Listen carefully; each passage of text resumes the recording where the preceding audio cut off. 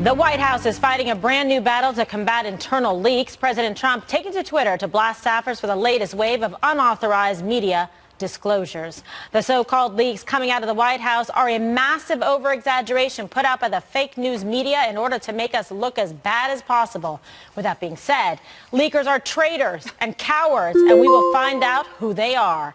Top White House advisor Kellyanne Conway is also warning that big changes are coming and that these leakers could soon be kicked to the curb. There are all kinds of leaks. Some leaks exist to hurt, I guess, colleagues. Some leaks exist because they disagree with the policies that are being put forth. But none of them are helpful. And I will tell you there's something else that's going on in this White House, but not as badly as it was at the beginning, where it's not so much leaking as using the media to shiv each other. If you work at the pleasure of the president, as we all do here, and you have the privilege and the blessing of coming every work in this White House on behalf of the nation. Do you expect personnel changes as a result? I do. Actually, yes, I do. Okay, so strong words coming not only from the president, but from his staffers. Jesse, as it relates to the leaks, he's very frustrated because obviously at a time like this, you want to be focusing on accomplishments, goals, campaign promises fulfilled, all the positive things that have been coming out of the White House, but then you have these leaks, which makes it frustrating. As Comey says, there's a lot of weasel moves being made in the Trump White House, and there's a reason for that. A few reasons. President Trump brings out the best and the worst in people because he encourages competition with his staff, so some people leak when they feel they're down and they need to move up. He also, being an outsider businessman, brought in 1,000 different factions. He brings in family, he brings in loyalists, the campaign people, the insiders, the military, the ideologues and non-ideologues. When you have that many different factions, you're going to have a diversity of opinion. Also, Trump devours TV and print media, obviously. So one of the ways you influence him is either leak or do TV hits. He's also a talker. So he talks to 1,000 people a day. He's on the phone, he's calling people, and he's extremely emotional and passionate and speaks very colorfully and bluntly. So a lot of times after you hear the president, you can't resist the urge to leak because it's so money. You can't believe what the president said. Can you believe he said this? And then people are inspired to leak. It's true. So money. Also, the institutions... A phrase from like 1990.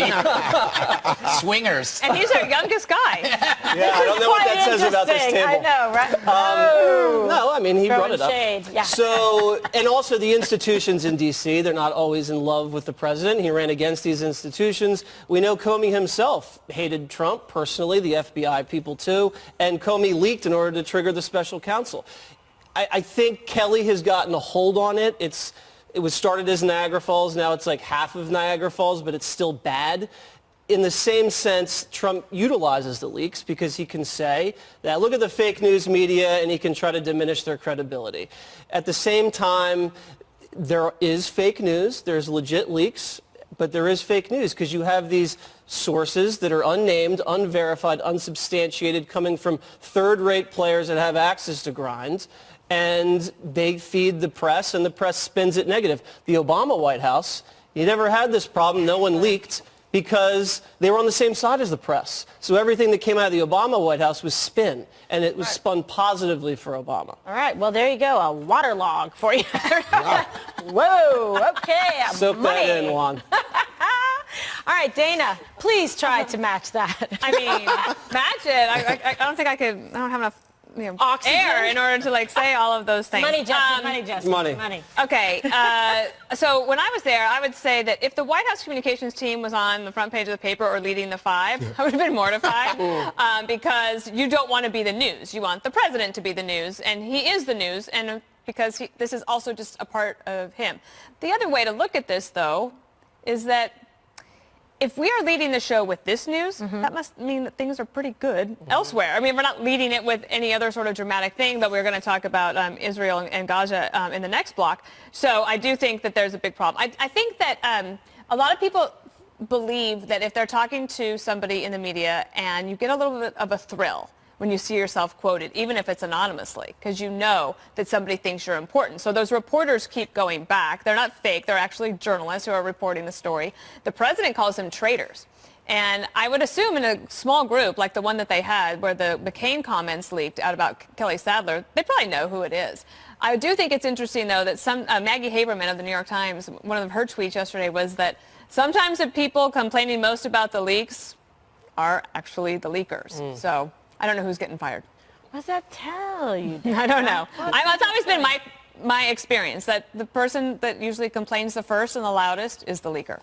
So interesting, or shall we say, muy interesante. Bilingual, Kimberly. Yes. Very good. Add it to the Very list. good. So what do you make of this? What is he going to do to the leakers? I don't know.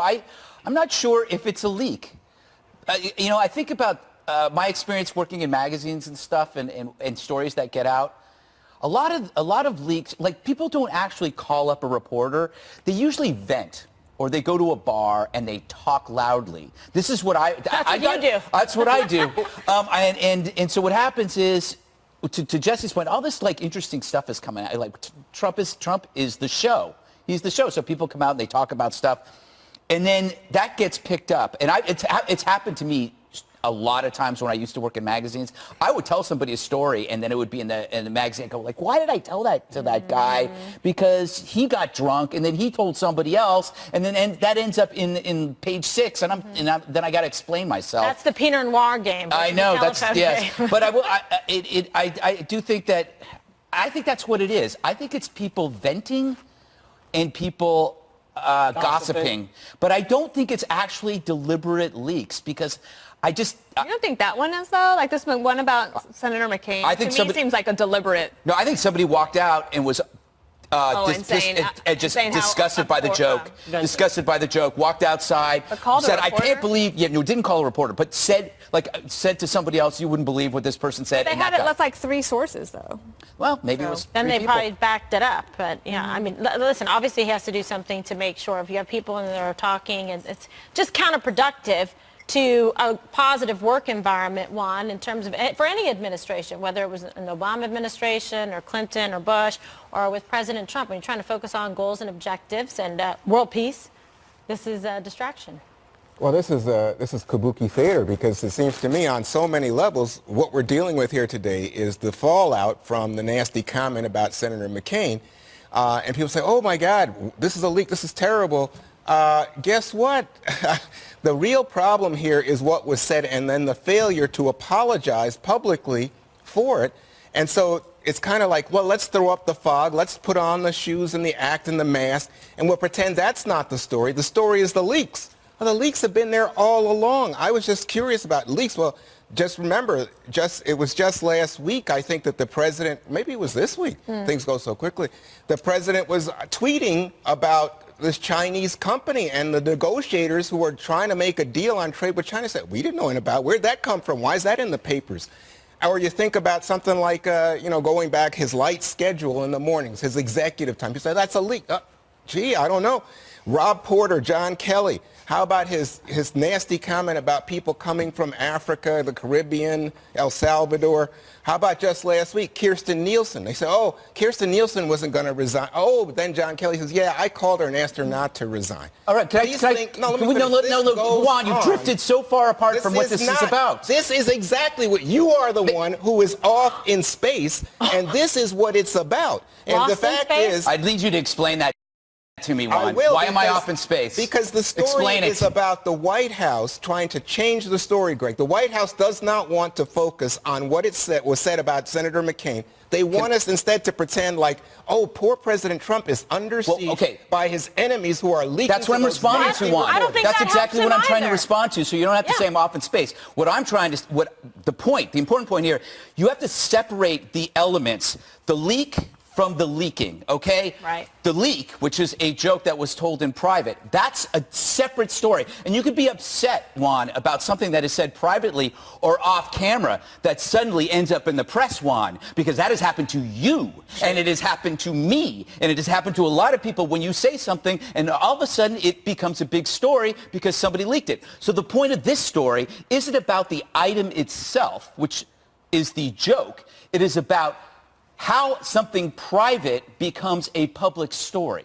That's what it's about. That's what this Well, that's what segment's he's about. upset about. The president is upset that he can't seek private counsel or have a private conversation without people leaking it. Anyone would be frustrated with that. That's the point of this whole segment. They're saying they're drawing the line on this. General Kelly took people's phones away. I don't know what they're doing, hand signals, whatever. Point is, stuff is getting out, and that's counterproductive. One of the real dangers, too, is that it does run the risk of chilling conversations. Yeah. That's the point. So that if you go into a meeting, you're in the Roosevelt room, and you need to kick around ideas for Exactly. policy time, you don't want to be the one who says, like, I'm afraid to say something in this meeting. Like, and obviously, I'm not going to make a comment like that about Senator McCain. But let's say if you're saying, I don't think that's a good idea because X, Y, and Z. Right. And you just like shooting the breeze and you're like brainstorming and that's going to be in the paper. It does run the risk of the president not getting his Best advice. appointees' best advice. Can I add to that, though? I want to add to that. Hold on, Juan. I want to add to that. I do think that what your point about conversation being chilled is an important one, but there's also something that we all have to admit, that we tell sick jokes, and we have told them privately. No, I can. Everybody tells a sick joke privately. They may not remember that they did, but they have. We are setting a dangerous precedent.